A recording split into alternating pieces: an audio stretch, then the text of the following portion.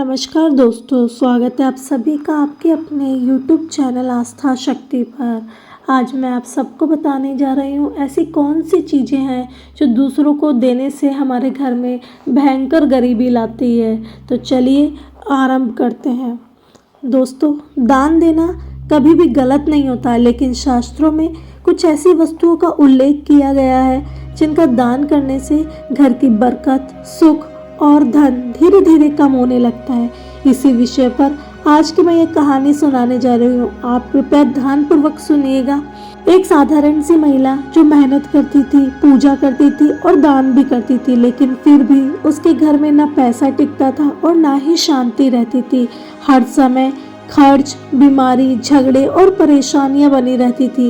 एक दिन वह टूट चुकी थी और भगवान शिव के मंदिर में जाकर रोने लगी। तभी वहाँ एक साधु महाराज आए और उन्होंने पूछा, बेटी इतनी पीड़ा क्यों? महिला बोली, महाराज मैंने सब कुछ किया, फिर भी मेरी किस्मत क्यों नहीं बदलती? साधु मुस्कुराए और बोले, समस्या कर्मों की नहीं बेटी, आदतों की है। तुम अनजाने में कुछ ऐसी चीजें दान कर रही हो जो घर की ऊर्जा होती है। साधु ने उसे समझाया कि सोना और चांदी केवल धातु नहीं होते, बल्कि समृद्धि की ऊर्जा भी होते हैं। जब इन्हें कमजोरी की हालत में दान कर दिया जाता है तो घर की स्थिति लक्ष्मी जी साथ चली जाती है। इसी तरह से घर के मंदिर की मूर्तियां, शंख, घंटी, दीपक जैसी पूजा की वस्तुएं केवल सामान नहीं होती, बल्कि वर्षों की भक्ति और मंत्रों की शक्ति को धारण करती है। इन्हें दान करना अपनी आध्यात्मिक सुरक्षा को बाहर भेजने जैसा है।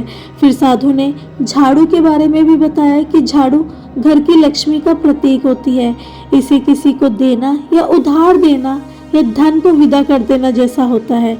इसके बाद उन्होंने अन्न, गेहूं, चावल, आटा और नमक का रहस्य बताया। जरूरतमंदों को अन्न देना बहुत पुण्य की बात है, लेकिन बार बार घर का मुख्य भंडार देना धन ऊर्जा का रिसाव होता है। खासकर नमक, यह रिश्तों और स्थिरता का प्रतीक है। इसे देना अपनी स्थिरता देना होता है। साधु ने तुलसी के पौधे का बहुत ज्यादा महत्व बताया कि यह घर की रक्षा शक्ति है। इसे देना या सूखने देना घर की ऊर्जा कमजोर करता है।